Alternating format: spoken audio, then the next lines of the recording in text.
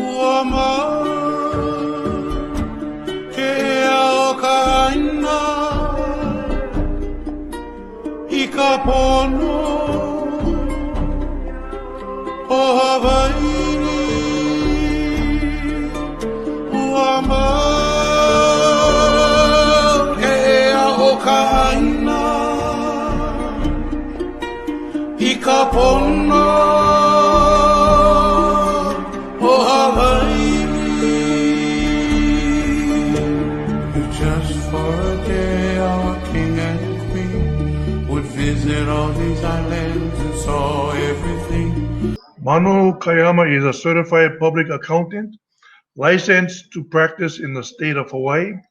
She is the owner of two businesses, Kaipiha LLC and Upena Network LLC.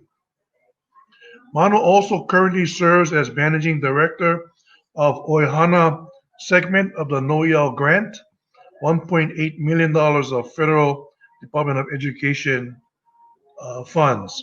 She is a professor at the Schindler College of Business at UH Manoa and teaches financial and auditing subjects and serves as a part-time professor at Kamakakua Kalani Center for Hawaiian Studies, teaching Hawaiian economies. Manu is past executive director and principal investigator of an $11 million grant for the Federal Department of Education for programs for Native Hawaiian Haumana. She is also a cultural practitioner and participant of Papaku Makavalu for over 10 years. Manu, before you begin, I'm going to ask that you pick a number between 1 and 195. This is going to be for a $50 raffle, which I'll name the winner of that $50 gift certificate after your presentation. So can you just on top of your head pick a number from 1 to 195? Can you hear me? Yes.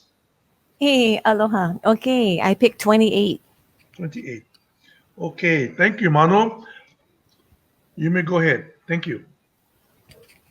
Okay, I'm waiting for Lynn to put my PowerPoint up. There we go. And now you can delete the sidebar so I can try and get a little. All right, so I'll get started. Mahalo Umi for that really informative talk. And Kalekoa, who's always so inspiring. Aloha mai ka ko. O wau ka manunani o Hawai'i ka iyama, o oahu ku'u mo kupuni, o ua mau ke'ea o ka aina I ka pono ma loko ku'u na au. I am really honored to be here.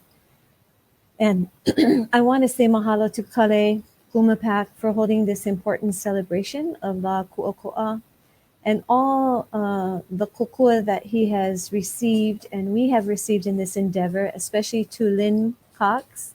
Aloha, Lynn, who likes to be managing behind the scenes, but I wanted to do a shout out for her for excellent help in the technology department. Okay, so thank you for that introduction. I always crack up when people say I'm a certified public accountant because then all of a sudden everyone falls asleep. So don't fall asleep because I'm really not that. That's a part-time day job. And I do so much more than accounting. But I do have to also let you know that I'm not an economist. So it's kind of interesting to be talking about Hawaiian Kingdom economies, but I will try my best. All right, so let's see. I hope this is moving forward. Yes, it is. So what is the economic future of the Hawaiian Kingdom and the impact on its subjects? And that was the assignment given to me by Kale. And yes, we be naive if anyone thought that this question could be answered in 45 minutes, but nonetheless, this question makes me happy. It gives me hope, okay? My understanding of deoccupation, which is always a growing mana'o as I learn more and more. But my understanding includes that we're to continue our best that we can create the same state that our country was in before the illegal occupation. Unfortunately, America did not follow these laws and did not continue to uphold our kingdom's constitution, as we all know. I doubt actually that they would have enacted the correct and appropriate constitution, which would have been in 1864. But regardless, the prolonged occupation has made this complicated at best.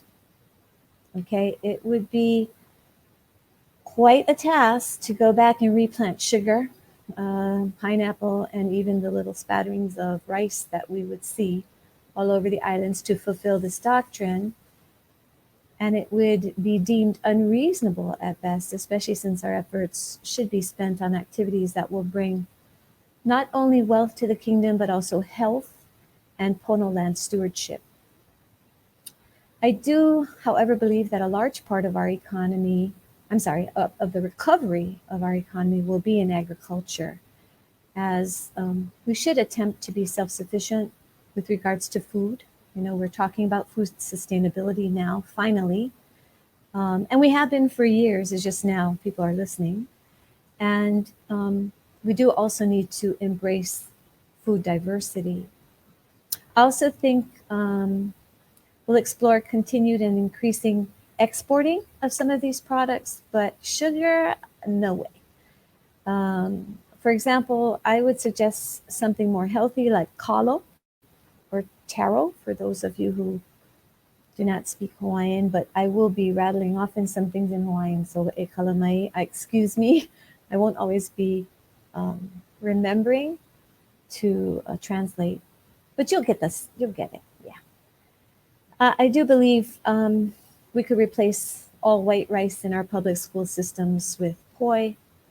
I think that that would be a great economic driver, would help the farmers, also contribute to safe self-sustainability and food sustainability, and also good health.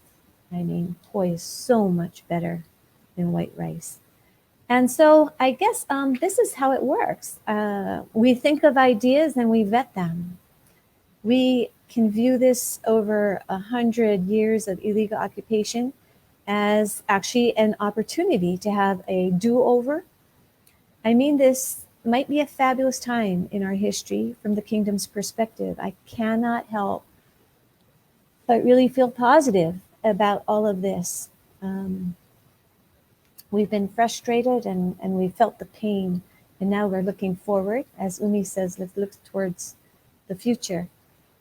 So what is the economic future of the Hawaiian Kingdom and its impact on its subjects? I answer in this way. Well, what do you want it to be? Okay. What do we want it to be? Like I said earlier, you know, I'm not an economist, but I teach this class for years now at UH Manoa called Hawaii and Indigenous Economies. And no, I did not choose the term indigenous. That was put upon me.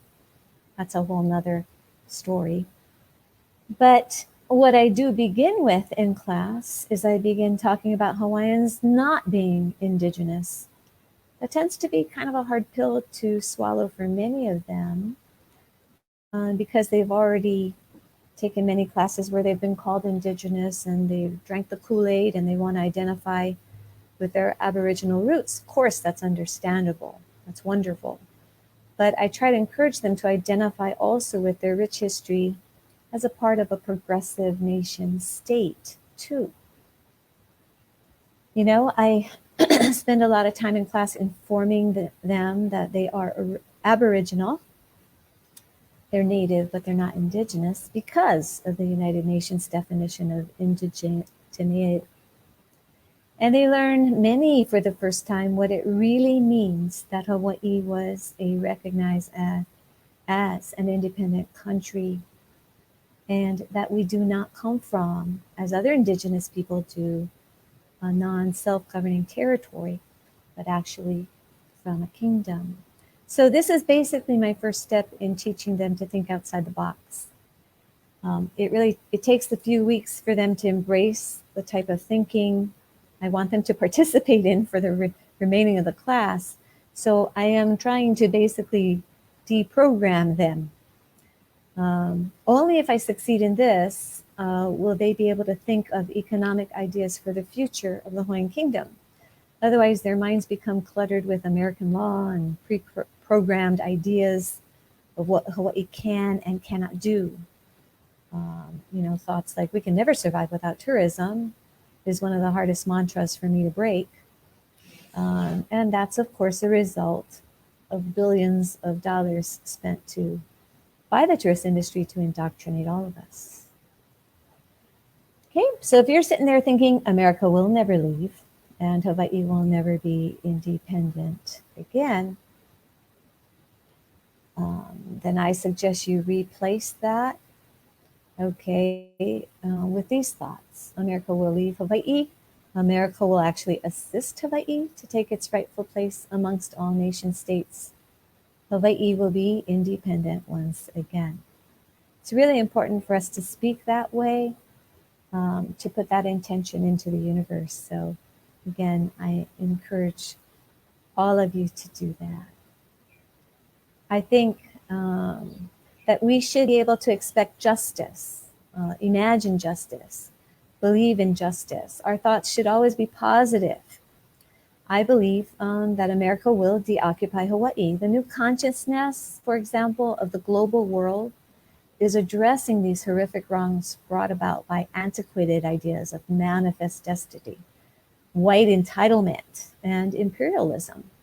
And I believe that there will come a time, and it may already be here, where, for whatever reason, perhaps to prove to the world that they, America, really are a great country, as evidenced by their Constitution, they're going to have to make a grand gesture to the rest of the world.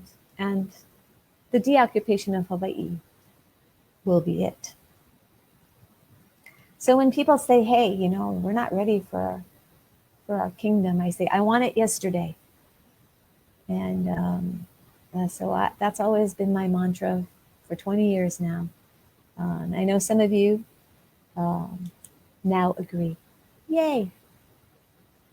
Okay, so today we're going to dream our dreams. This is a perfect time to do so. In my class, we'll study numerous Hawaiian values and how our customary practices emulated these values. Okay, students then choose one or two values to develop an economic engine. Sustainable, we hope in Hawaii Pai'aina, they have to prove it.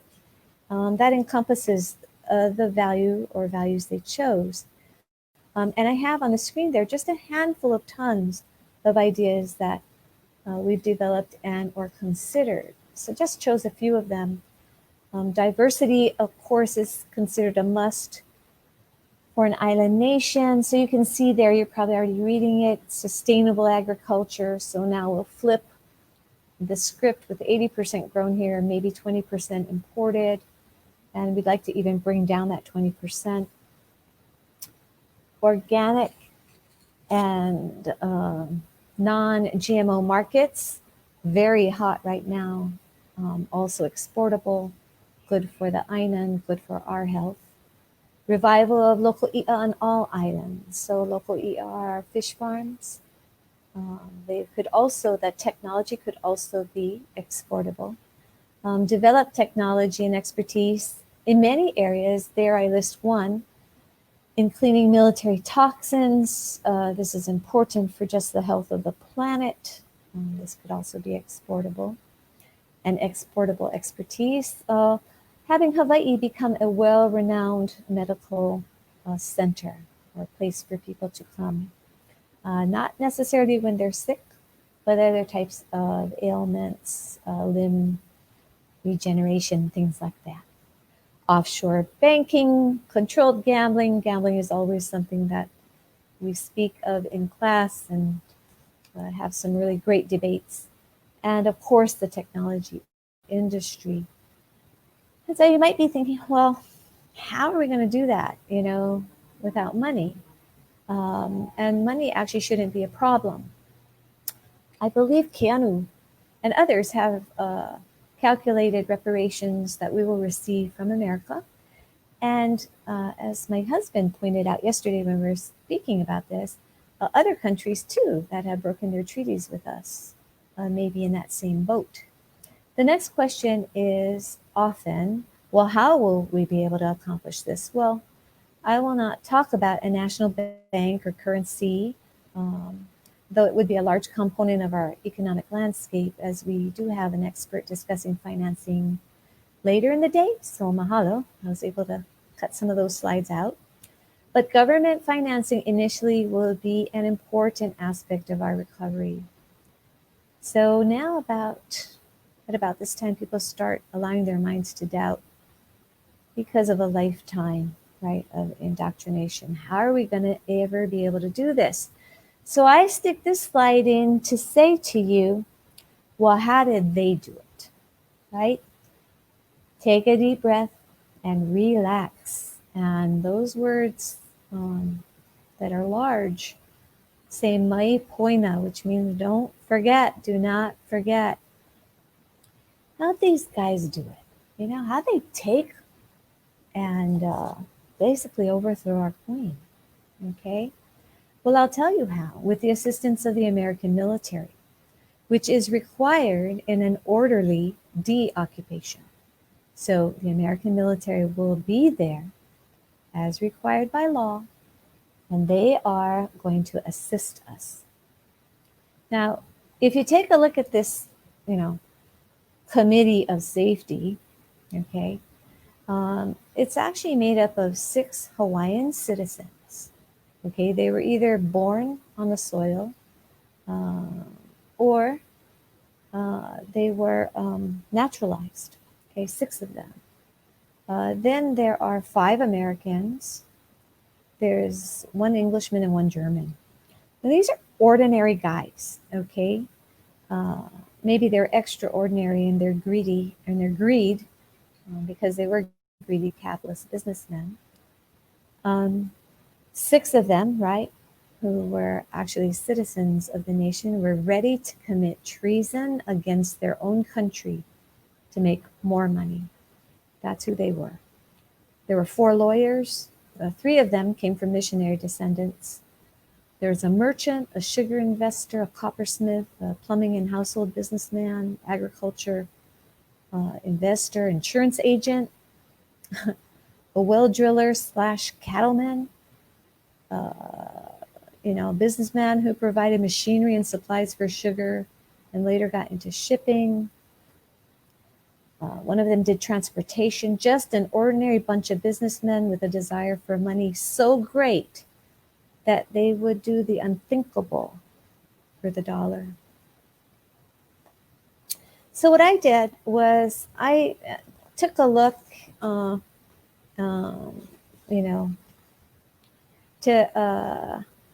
look at some island countries, okay?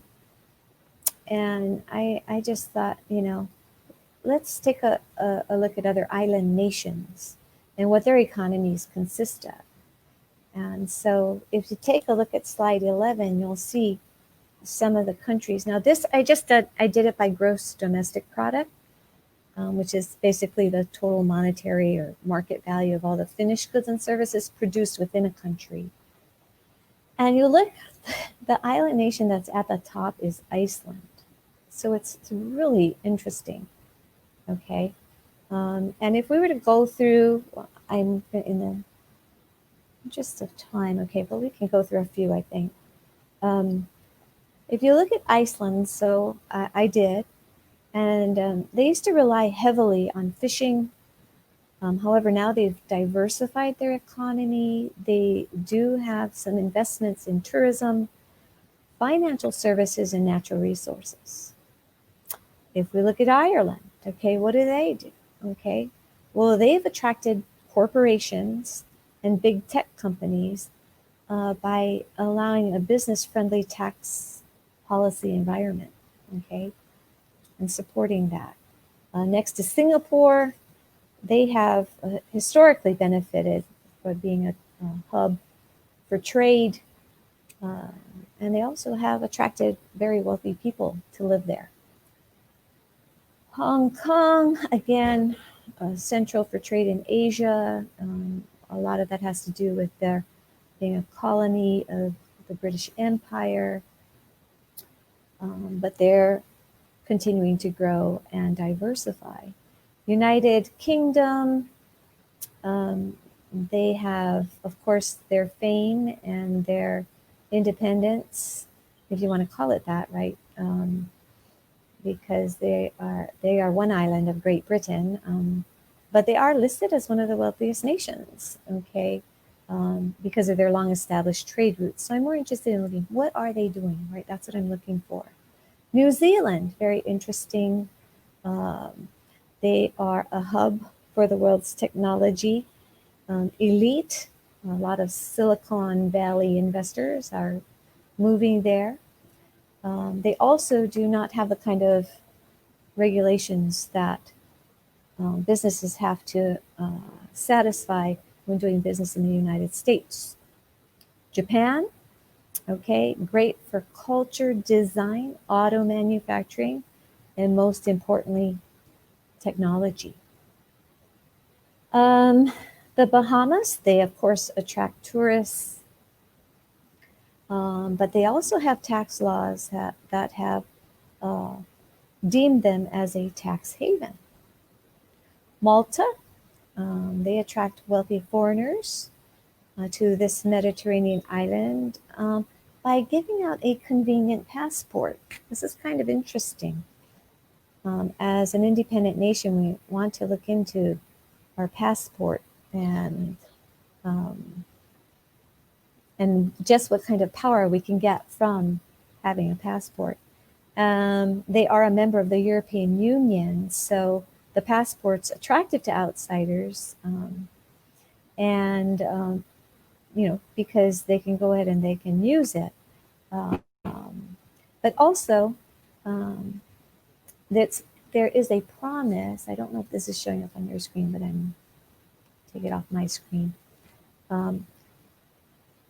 It's a promise. Let's see, as a member. Okay, so their passport. Sorry, I lost my thought there. Their passport is attractive to outsiders. Likewise, it's a promise not to tax nationals on income or wealth abroad, right, earned abroad, and it makes that passport very ideal choice if you're rich. Cyprus, okay, another island nation that's listed. All right. Again, people are interested in their passport, and they have attracted a number of wealthy foreigners to invest in their island in order to get their passport. Bahrain, much of this wealth, of course, is coming from oil. They're located in the Persian Gulf, okay, but they are trying to actually liberalize their economy, and they are looking into tourism and trade. Okay, they also have a very liberal nightlife and more tolerant legal system. I don't know if we want to do that.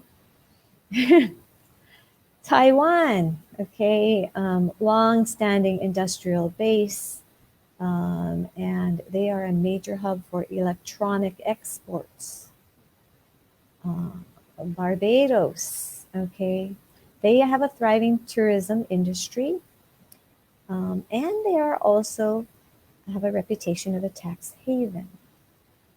Okay, St. Kitts and Nevis, they also are beautiful islands, and they have a tourist industry too. They do actually have a valuable passport, which allows visa-free access to 128 countries. So they work that out. And with 128 countries, the catch, however, is you have to invest in the country before you are able to call yourself a citizen. So they have to pay to be a citizen. Antigua and Barbuda,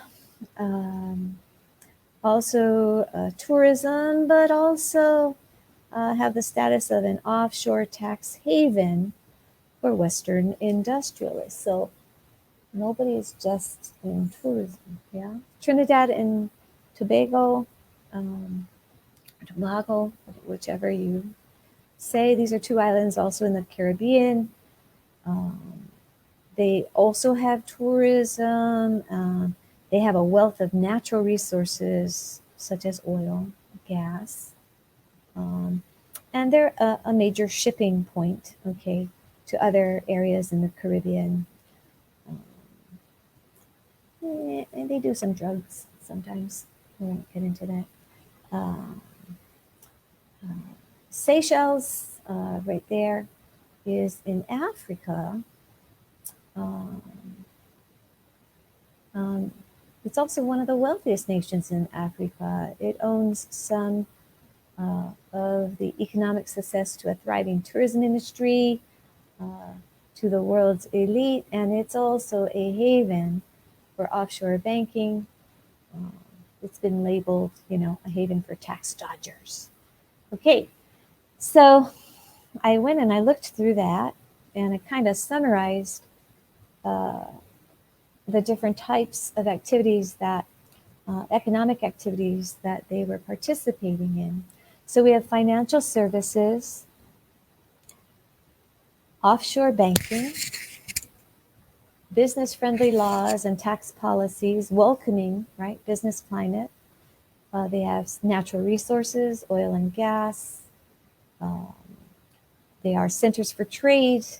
They have technology and innovation, design, manufacturing, industrial, electronics, passport portability, and tourism. Okay, so knowing this, let's examine one or two of our current economic drivers in Hawaii to see how well it would do in the kingdom.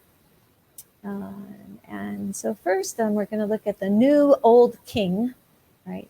Sugar used to be king, but of course, the new old king, because it's been around for a while, is sugar. I mean, it's tourism. See what happens when I'm looking at my cell phone instead of concentrating. Oh, wait, I'm just looking to check the time. I want to make sure I don't go over. So here's tourism. Don't you love it? Yeah. There's Leahi in the background. On the left side of all those buildings, you might be able to see the Pink Palace down there at the corner, and there's our typical tourist, I suppose. So should the Hawaiian Kingdom continue with tourism? Looks like a few of the richest island nations do. They have some form of tourism, a few of them, and it's been a top economic driver for so long, but we must ask the question specific to Hawaii. Who has really benefited from its existence here? Well, sure, the tourists, right? There really was a not so grand celebration when Hawaii surpassed the 10 million visitors mark, with a few letters to the editor discussing that, hey, it's too much. When will our leaders, quote unquote, do something about this? And then, not long after the pandemic struck, clearing the beaches, roadways, shopping malls, and citizens really began to speak out about how, oh my gosh, it's nicer without them. Tourist industry tried their best to hush this sentiment with scare tactics, right? The governor, about jobs, economy, employment. And though many, many of us, our own people, have suffered, still many of us were happy about no tourists, and even sad to see them all coming back so soon. So one thing the pandemic did was clearly demonstrated that jobs that were more sustainable versus those that were not should be those that we should be encouraging our next generation, right, to go into. And even this generation to switch to, right?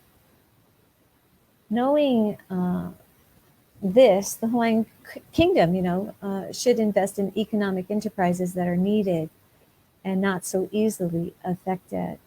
by a disaster, um, by climate change, etc. Uncontrollable occurrences. Resources should be redirected to these areas as our population should be considering going back to school, right, to develop new skills in areas not so badly affected. Our kingdom will continue its original ideal of being an educated nation. So that's important. This is a picture of the beach at Waikiki when we were not allowed to gather during the pandemic. You know, it's quite beautiful. Except for maybe those buildings in the background, it's remarkable. Much of the Aina, all over the islands, but especially on Oahu, has been able to heal a little bit. Okay, so yes, tourism. Okay, so my phone is dinging. This is not my phone. Okay, this is Dexter's phone. So I will not look at it. But if you're trying to get in touch with him, he's nowhere near me. So sorry. Okay, so let's look at this.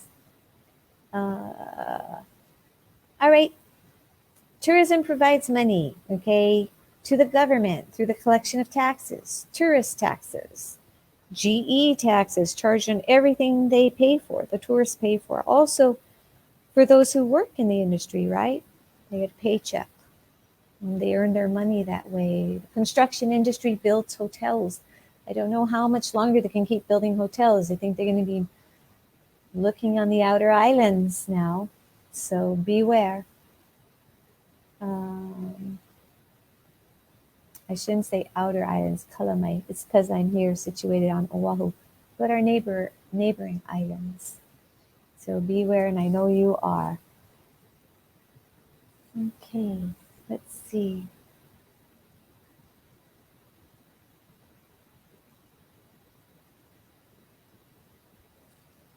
Sorry, but somebody is just walking up to my door, so I'm not sure who it is. That's the interesting thing about doing this technology, yeah. You gotta love it. Okay.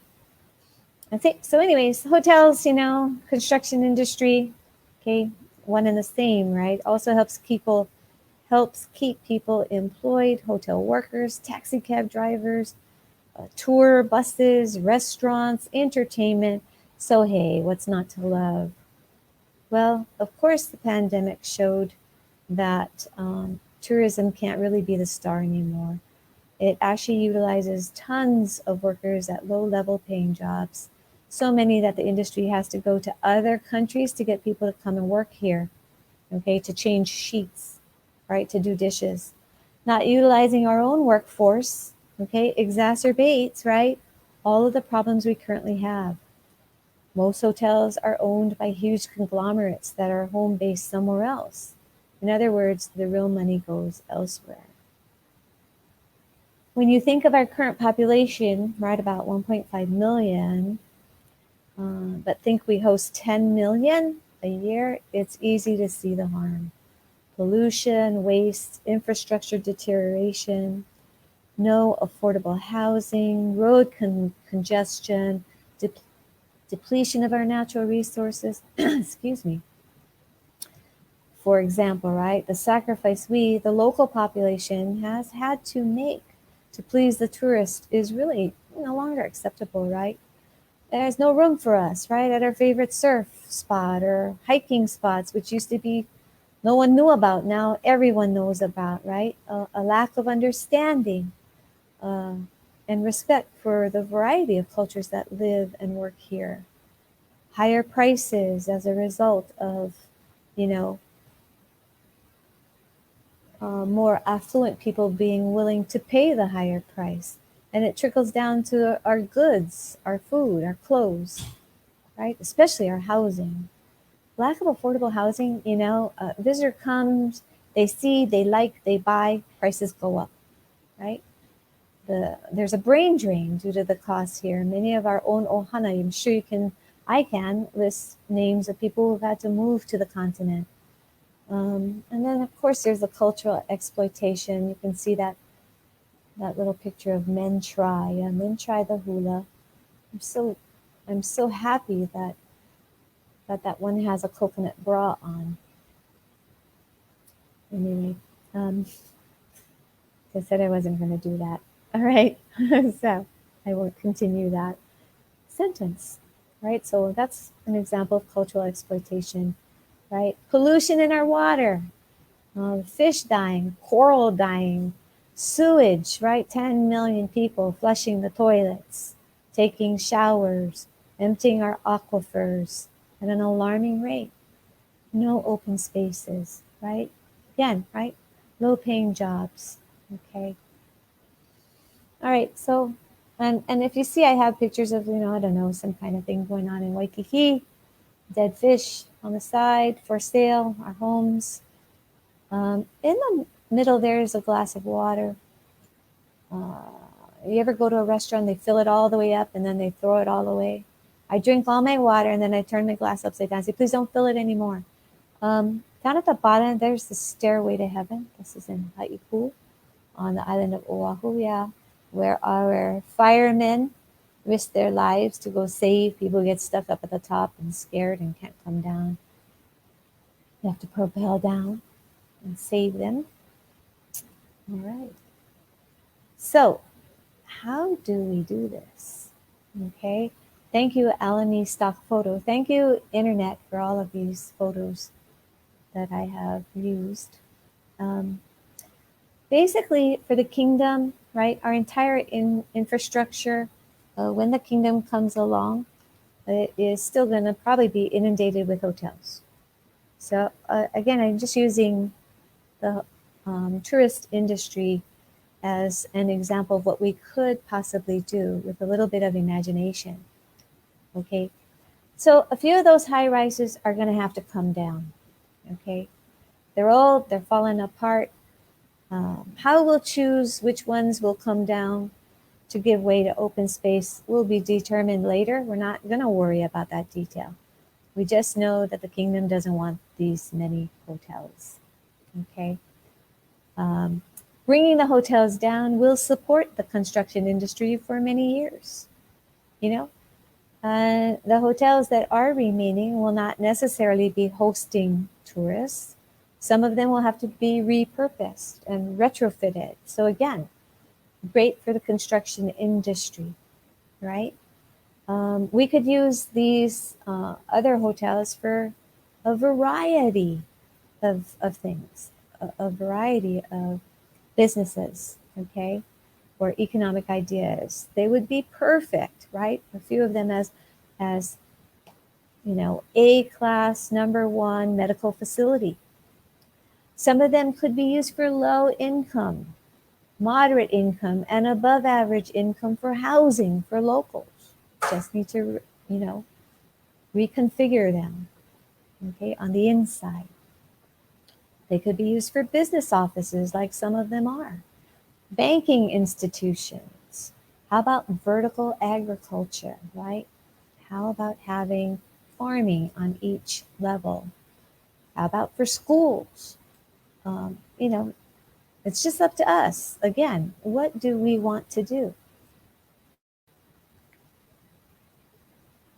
Okay, and I'm just checking my time. Oh, great. I'm doing very well. Okay, but my second example was going to talk a little bit about the military complex. Okay, so two #1 drivers in Hawaii, right? At least they claim they are. Tourism and the military. Okay, I'm not going to go through all of these slides. I'm going to skip a number of them, and that's what I'm doing right now without you seeing. But what would we do? So I want you to just think a little outside the box of what we would do with all of this land that the military right now occupies. They occupy more land from a racial perspective in Hawaii than any other bona fide state in the United States, right? We're not a state, we're a illegally occupied country.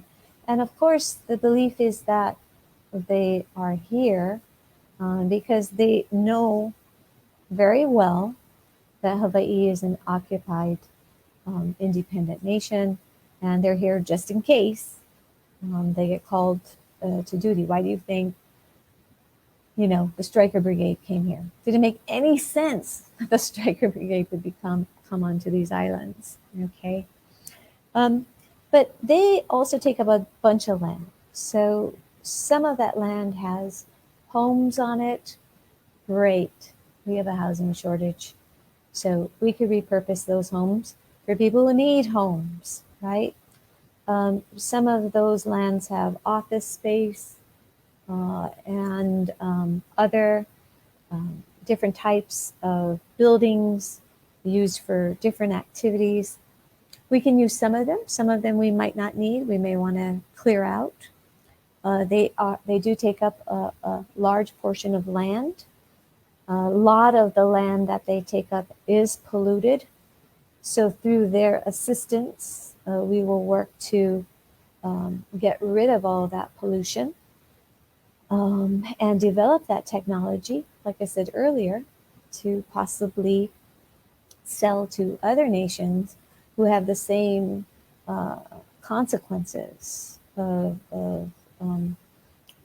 this unbridled military, even if it's not from actual warfare, but just from practicing, right? Well, most of our land is not from war.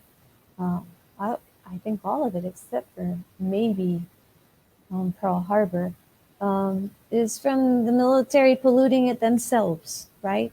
And they go from one area like Kaho'olawe and they pollute it, and then they say, oh, well, okay, we'll give you back Kaho'olawe. We'll be sure to also clean it up, which has not been. That promise has not been fulfilled. And then they hop over to Makua Valley and then they pollute over there. So as soon as it gets to a point where it's too polluted or the local population says, hey, we want it back, they just pick up, leave, and find another place in Hawaii to go and to pollute. So really not a good idea. But as a economic engine, we'll have our own military now, and taking the place of the American military. And one of the ideas that, and using some of their buildings as headquarters, one of the ideas that Ke'eaumoku came up with, or has discussed, which I'll give him credit for because I don't want to pretend I thought of it, but he thought it would be a really cool idea on some of this land to have a United Nations meeting place or another United Nations, and have the Hawaiian Kingdom host the United Nations. So I thought that was kind of a cool idea, and we could do that on some of this land that is now being occupied by the American military. Besides housing and the business offices and other technology hubs could be there, engineering, industrial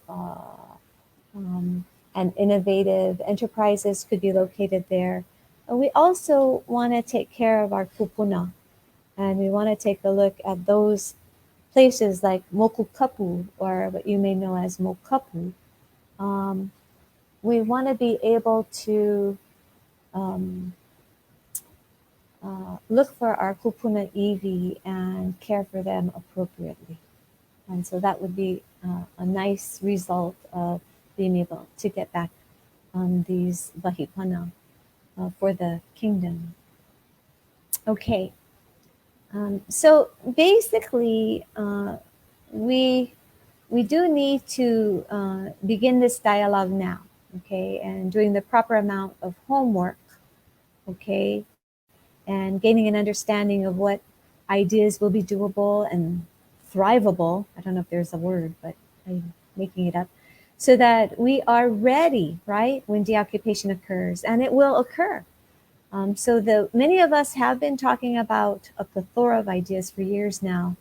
I wanted to put a call out to this group. I have not encountered a group as organized as the Aloha the Aina Aloha Economic Futures Hui, who's been working on the processes and these ideas since the pandemic.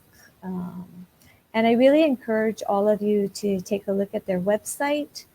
Though they do not discuss the opportunities available as an independent nation, they are addressing the necessary considerations, our value system, limited land size, aloha aina, all of those things, basically to maintain and keep our aina healthy while having a robust economy. So I do encourage all of you out there to take a look at their website. It is under Aina Aloha Economic Futures. And I was looking for their final product, which was, I think, supposed to be a paper, but it hasn't been finished yet. And so if you go to the website, then you too can take an opportunity to read through that when it does come out. It might have been there and maybe I missed it, but I do not think so. Okay, and so I want to say mahalo nui, hui ho, and I did want to thank, or basically my resources, which I just deleted while I was deleting some of the military slides, LOL. I want to credit Peter Young, Facebook, his July 10th, 2015. I think I used a picture that he had. All my pictures came from the internet. I also looked at the Royal Commission of Inquiry, which was edited by Dr. Sai, Nana Ike Kumu by Pukui Hartig and Lee, and the Hawaiian Kingdom by Kuykendall, and my former students for some of their ideas in there. So, all right, mahalo nui, and that is it for me. So I guess I'm going to close this up now and see if there are any questions. Mahalo, Manu. One of the questions that came out was, how does the Hawaiian Kingdom develop its own stock market? Is that some kind of a question that you could try to answer? I could try. That might be more appropriate for finance, but the short end of that would be, we do have a stock market in Hawaii. It's not the Hawaiian Kingdoms, but we do have already in place a stock market. I believe they still exist. I haven't ever done any business with them. So there is something in place for us to use as a model. How we develop that, I'm not sure, because we will just be starting out as a kingdom. I'm not really sure the details or mechanics of making a stock market, but I think it's a great idea. And I do think that it's not an idea I ever heard. So that's a big one, because I have been working on this for forever. So I thank whoever came up with that idea. And I just think we just need to go ahead and research it. I think we can do anything. So if we wanted to have a stock market here, we could do that. So that's basically my belief. And I think it's doable. I don't know how to do it. And sometimes that's better, because then you really know it's doable, right? Mahalo, Bobby. Woman.